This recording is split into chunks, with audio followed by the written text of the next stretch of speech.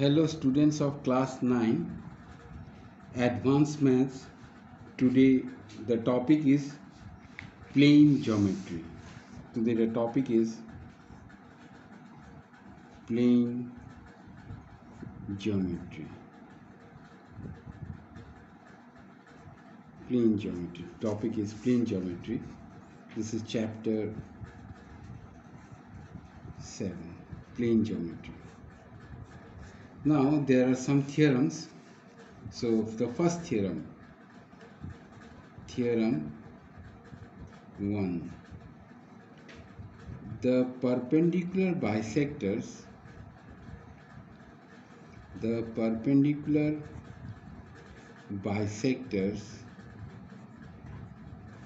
of the sides of a triangle are concurrent. The perpendicular bisectors of the sides of a triangle are concurrent. That means this is your triangle.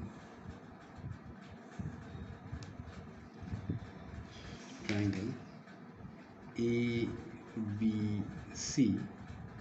The perpendicular bisectors.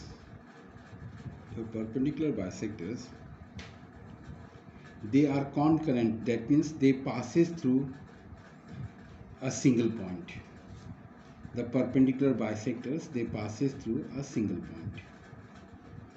This OE, OF and OC, they are the perpendicular bisectors.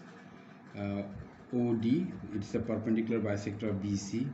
OE, perpendicular bisector of AC. OF, perpendicular bisector of AB, are concurrent. That means they passes through a point, that is the point O, or they meet at a single point, that is O. So in such type of proof,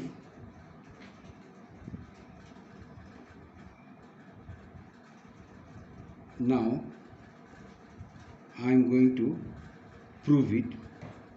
So given let D, E, F be the midpoints of the sides BC, CA, AB respectively of triangle ABC. Let the perpendiculars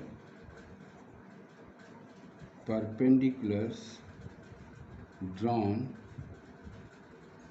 from E and F meet at O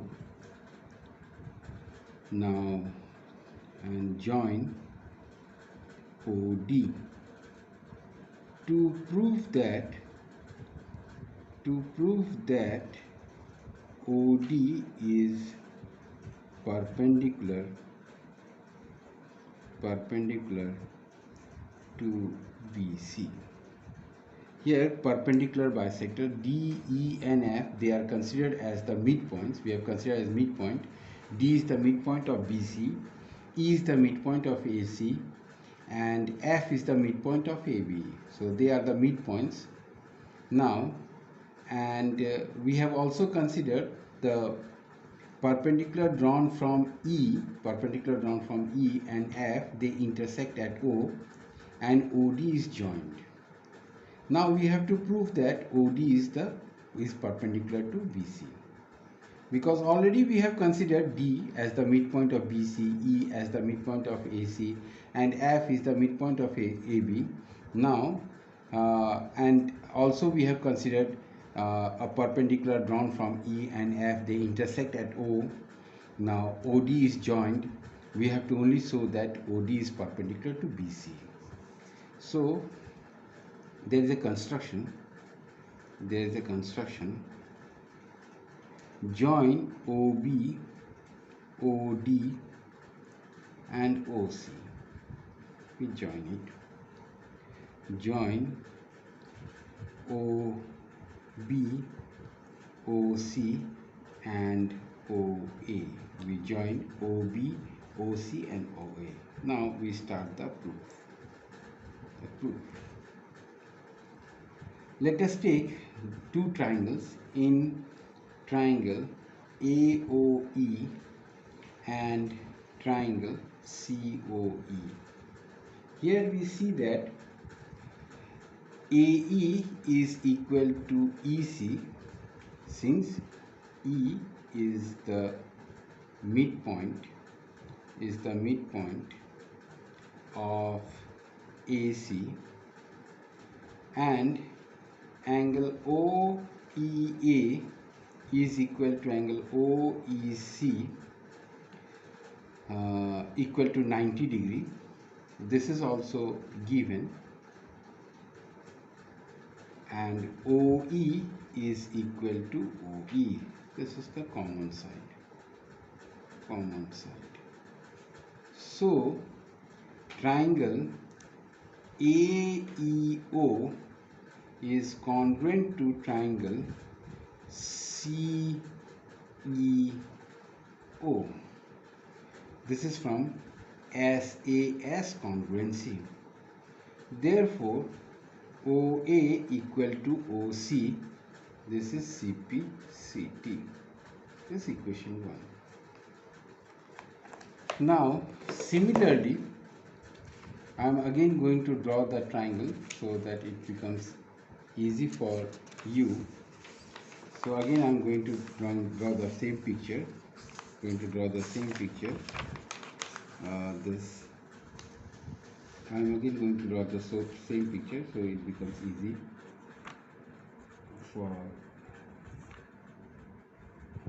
easy to write the proof.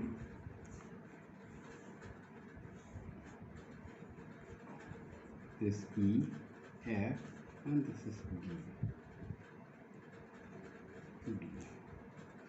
So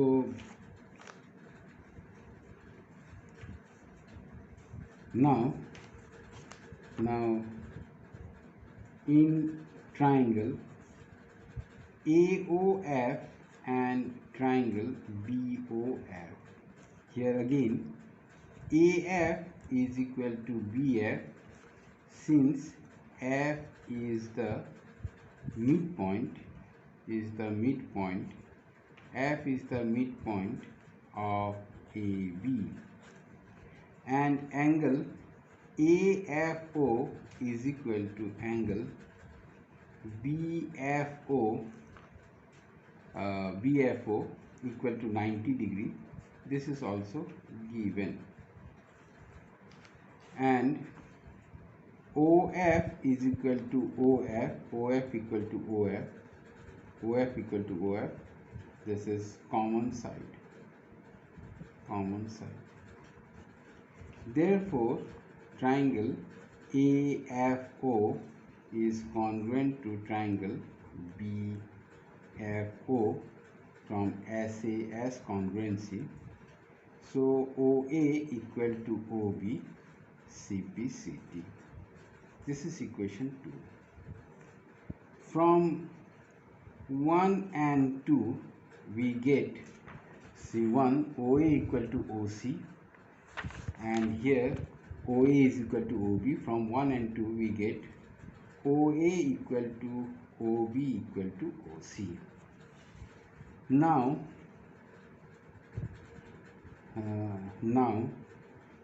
in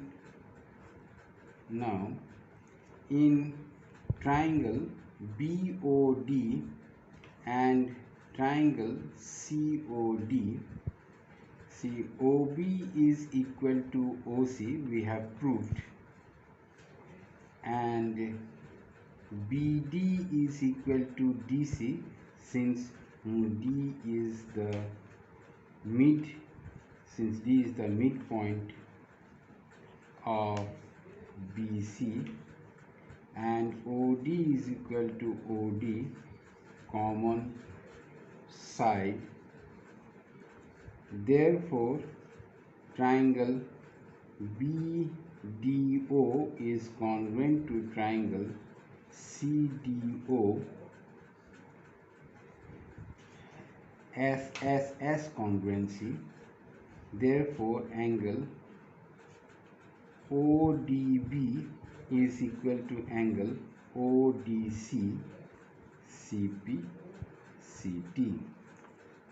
Now, angle ODB is equal to angle ODC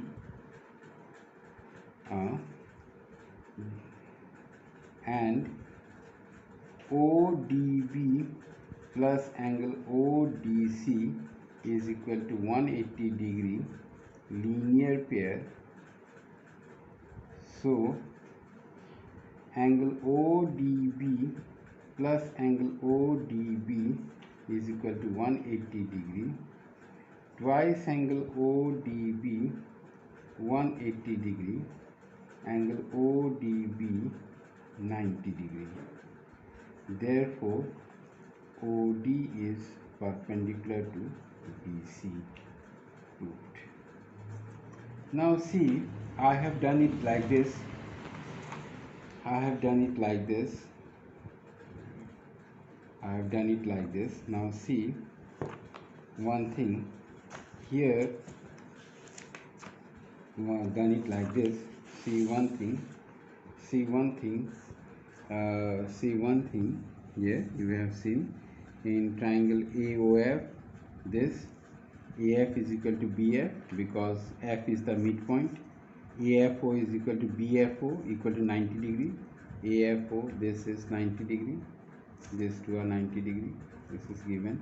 These are 90 degree. It is given. And see, this is OF. This is OF is equal to OF. OF is equal to OF. This is common side. Therefore, triangle AFO congruent triangle BFO SAS. Therefore, OA is equal to OB. Now CPCT. But in the book, they have taken the use of locus. That is, they have taken the use of locus. That is, they have proved in your book. They have proved that here you see since O lies on the perpendicular bisector of CA, O lies on the perpendicular bisector of CA, therefore OC is equal to OA. That is, they have used this the theory of locus. Point equidistance from two given point. The locus of a point, they have taken in order to prove in your book you see that since O lies on the perpendicular bisector of CA, therefore OC is equal to OA. In your book, they have stated directly, they have stated since O lies on the perpendicular bisector of CA, therefore OA equal to C. OC is equal to OA. They have used the theory of locus. That is, the locus of a point equidistant from two given points are the perpendicular bisector. Therefore, OC is equal to OA. So let me. I'm also going to prove it. I'm also going to show the theory which they have used in the book. I'm also going to show the theory they have used in the book. That is the same proof. They have done it like this. The same proof in your book. I am just writing the proof.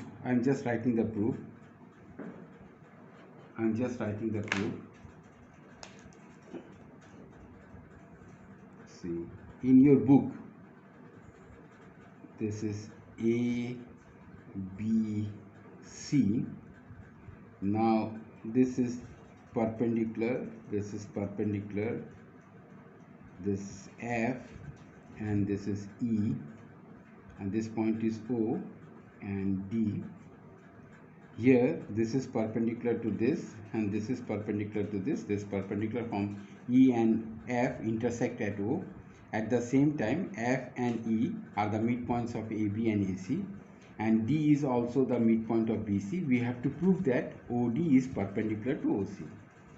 In your book, proof, it is written, in your book it is written, since in your book it is written, since O lies on the perpendicular bisector of CA. Yes, it is since O lies on the perpendicular, O lies on the perpendicular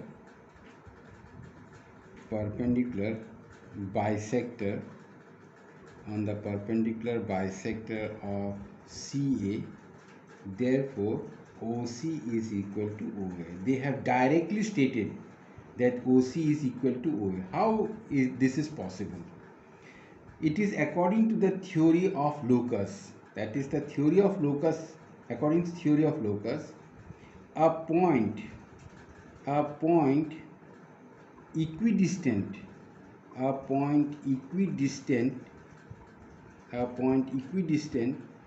from two given points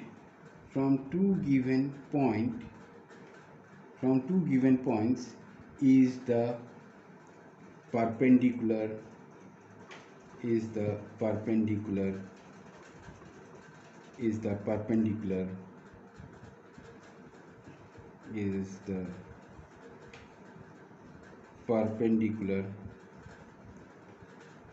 perpendicular bisector. They have directly stated that OC is equal to OA. Why? OC is equal to OA. Why OC is equal to OA? Because any point equidistant from two given point, this is equidistant from two given point. This point from two is the perpendicular. This point lies on the perpendicular bisector. This point lies on the perpendicular bisector. So any point on OE, that means a point equidistant from two given points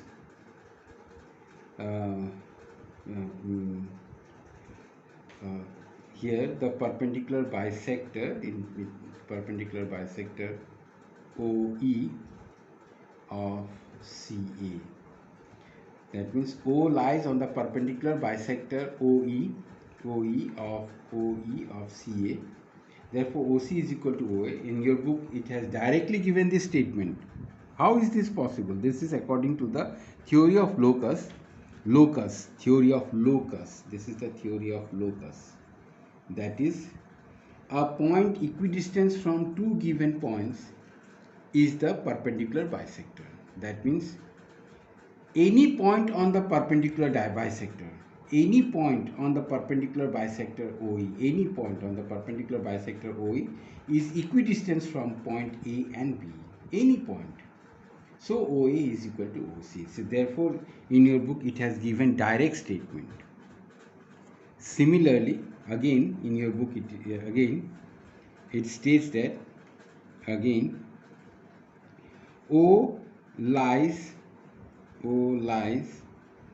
on the perpendicular. O lies on the perpendicular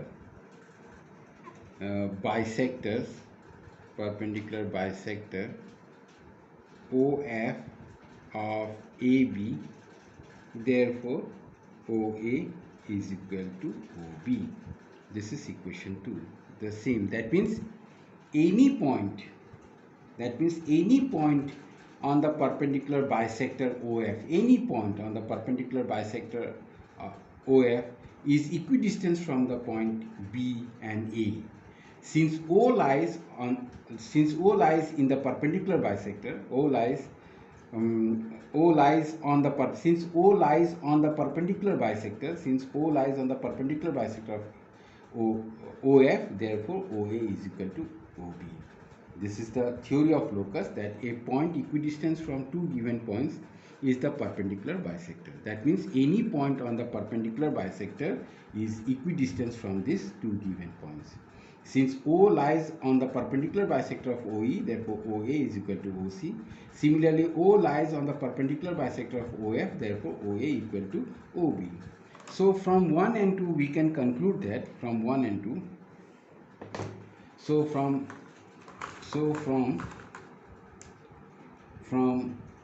1 and 2 we conclude that OA equal to OB equal to OC. So OB is equal to OC. So OB equal to OC. Since OB is equal to OC, so we can say that therefore since OB equal to OC, therefore we can directly state that OD is the perpendicular bisector, is the perpendicular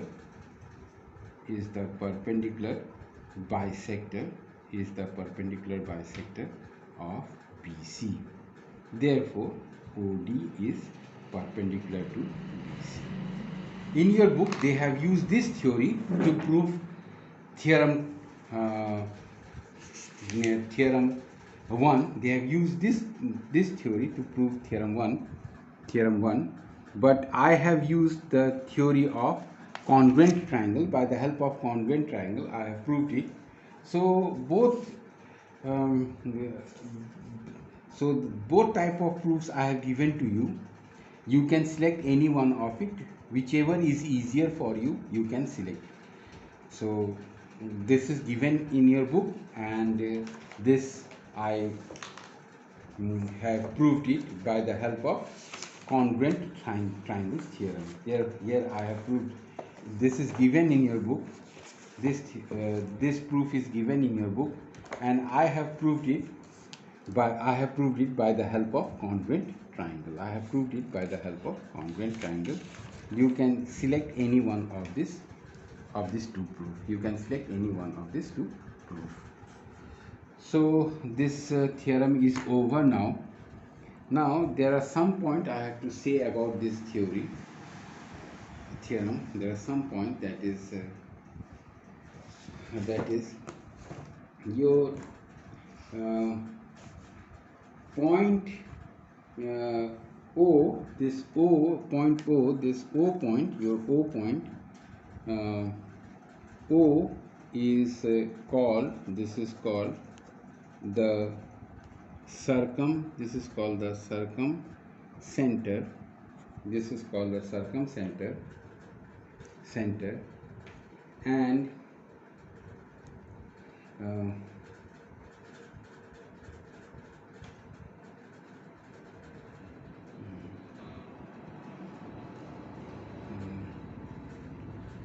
circumcenters. Now here taking O as the center, and radius equal to OA, we can draw a circle.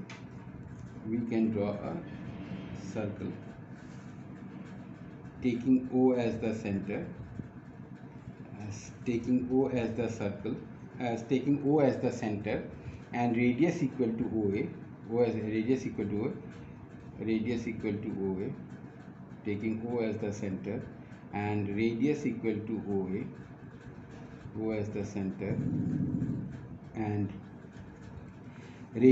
to OA, we can draw a circle which passes through the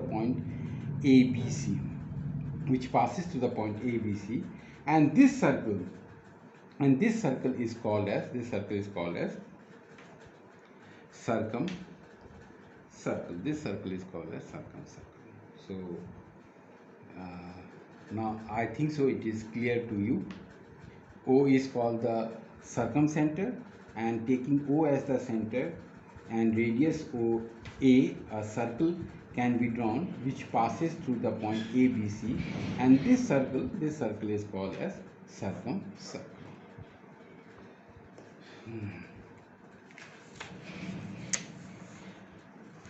Now I am going to the second theorem.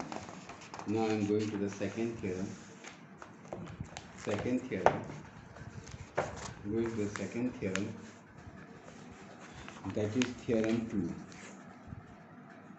Theorem 2. The internal bisectors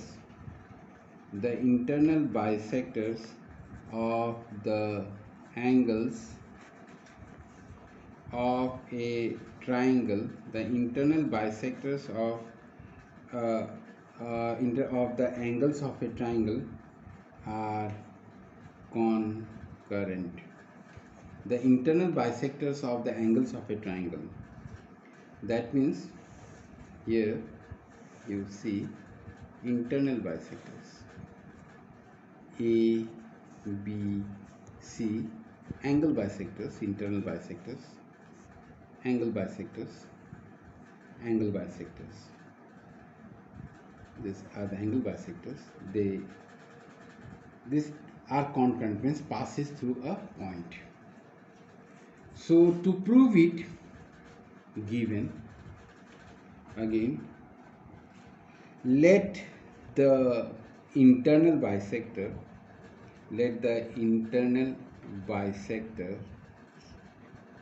of the angles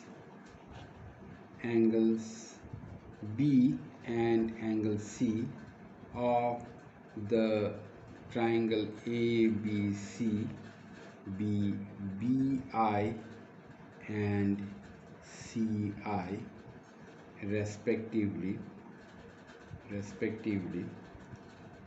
Let they meet at I.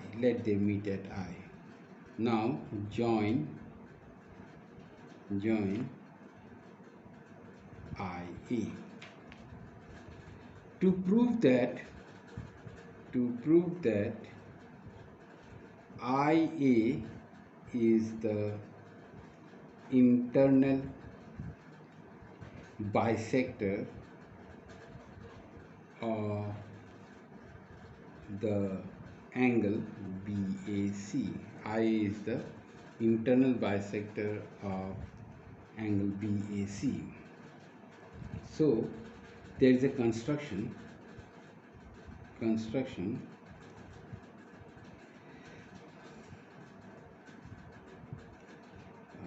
draw ID, IE and IF perpendiculars to BC, CA and AB respectively.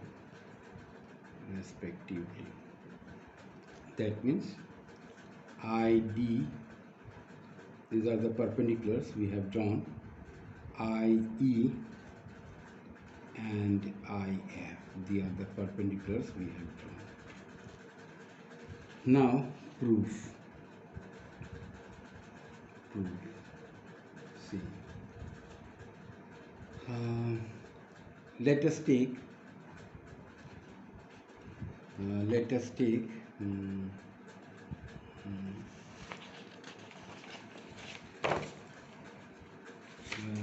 one minute.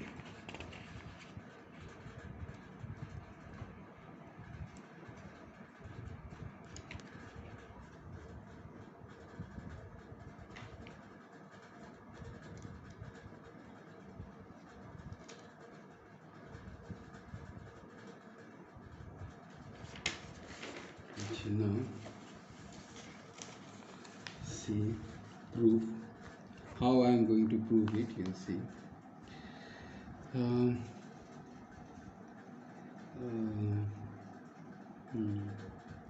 See, in triangle CEI and triangle CDI, these two triangles. Here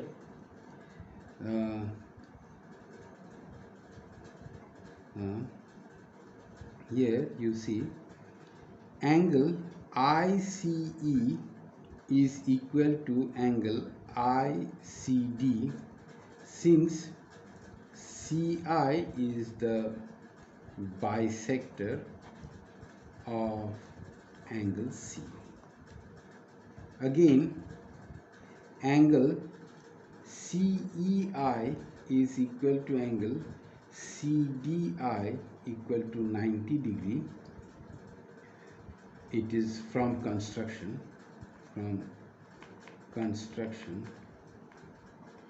and CI is equal to CI common side. Now, therefore, triangle ECI is congruent to triangle DCI from AAS theorem, congruency theorem. So, therefore, IE, this is I, this is I. So, IE is equal to ID CP CT. This is equation 1. Now again, or similarly, triangle FBI is congruent to triangle FBI DBI, that is again AAS. This is similarly, see, this angle is equal to this angle, it is given because BI is the bisector of angle B, and this is 90 degree, this is 90 degree from construction, and your this BI is common. Therefore, IF is equal to ID CPCT 2. From 1 and 2 we can conclude that IE is equal to ID is equal to IF. Now we are going to triangle. Now in triangle AFI and triangle AEI, here what do we find?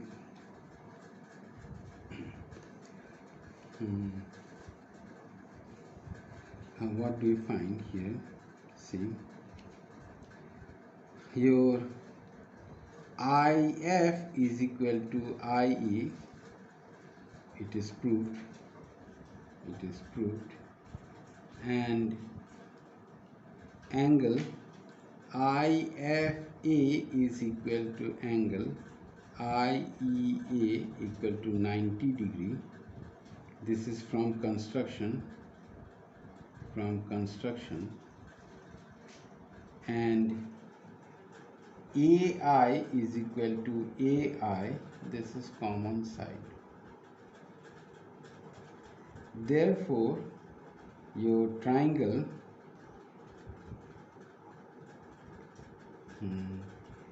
FIA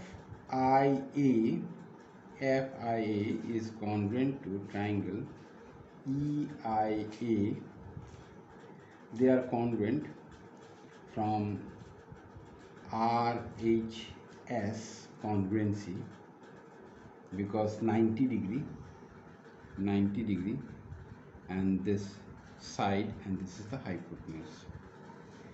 Therefore, angle FAI is equal to angle EAI CPCT, and we can say that therefore AI is the bisector of angle A.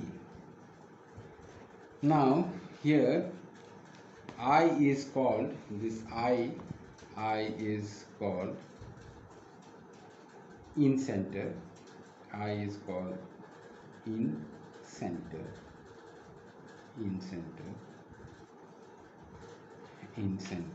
I is called the in center, and IE IE is equal to ID equal to IF is called this IE equal to ID equal to IF. Therefore, ID is called the in radius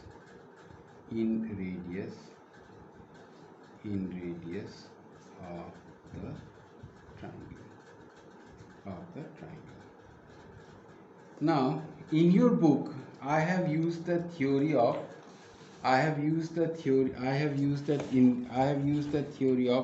congruent triangles to prove it.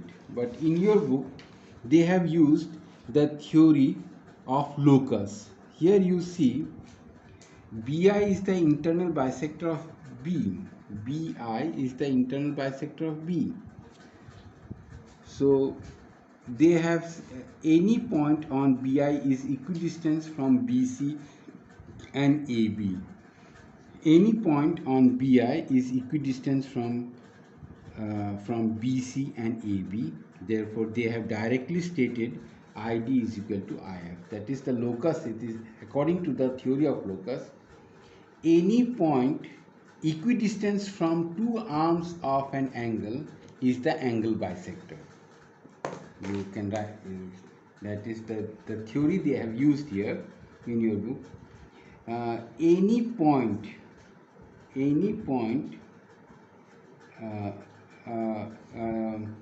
not any point, a point, locus of a point, not this, locus of a point equidistant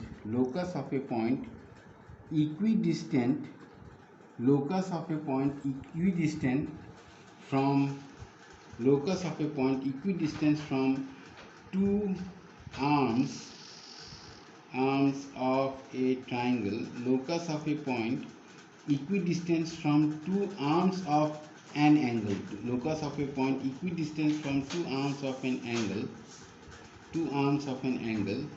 is the angle bisector.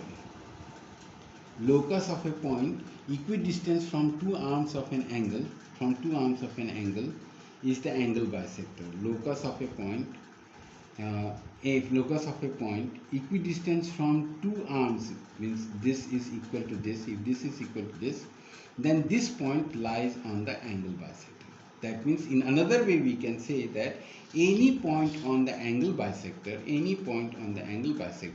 is equidistant from the two arms. They are equidistant from the two arms. This is equal to this, this is equal to this. Any point they are equidistant. This is equal to this. So they, in your book, to prove this theorem, they have used this theory, locus of a point equidistant from two arms of an angle is the angle bisector. That is, any point on the angle bisector is equidistant from the two arms. So therefore, they have directly stated that ID is equal to IF. ID is equal to IF because BI is the angle bisector. So any point on the angle bisector is equidistant. Any point on the angle bisector, it is equidistant from the arms of the angle. Equidistant from this is the arm and this is the arm. Equidistant. So from two arms of an angle. But I have used the theory of congruent triangle to prove it. I have used the theory of congruent triangle to prove it. I use this theory because in your book they have not stated this point. They have not stated this point. They have directly done it. They have not stated this point. They have directly done it. So in order to remove the confusion and in order to make it easier, I have used the theory of congruent triangle to prove this theorem too. Now